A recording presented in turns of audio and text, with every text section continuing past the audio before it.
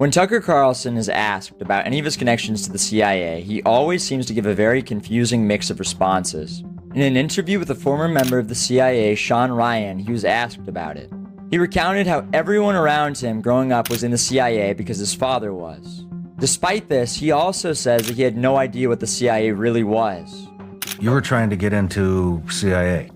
Yeah, as Vladimir Putin reminded me. I don't know how you knew that. Yeah, I applied to CIA when I was a senior in college. What did you want to do for the CIA? Operations. Yeah, it was completely different organization. Well, who knows what it was, actually? I don't know. I mean, I was operating on the basis of a lot of my father's friends served as operations officers.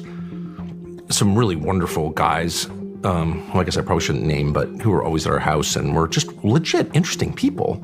So I applied to CIA, and that whole application process then, this was 1990. And I should just say, for the record, that I had no idea what the CIA was, actually. And I didn't believe any of I think Kermit Roosevelt actually lived right down the street from us. Are you kidding? No. Oh man, that's cool. This isn't particularly relevant other than this being like a CIA super spy. Kermit Roosevelt Jr. is a very famous intelligence officer who worked in the OSS and then the CIA. He was best known for his role in orchestrating the 1953 coup in Iran. But I didn't know. I mean, but that was just the world you live in Northwest DC.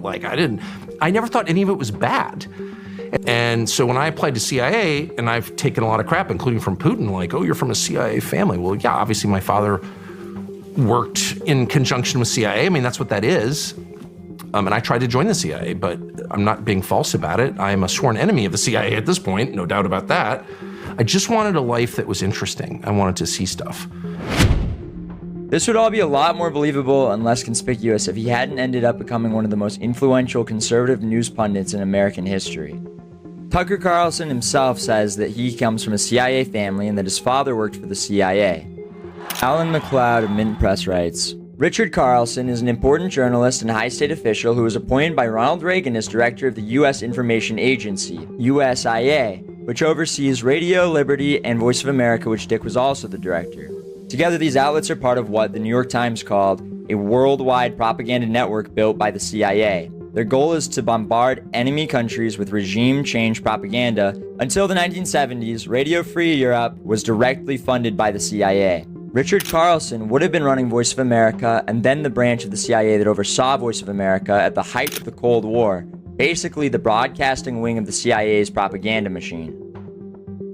With the backing of CIA, of course.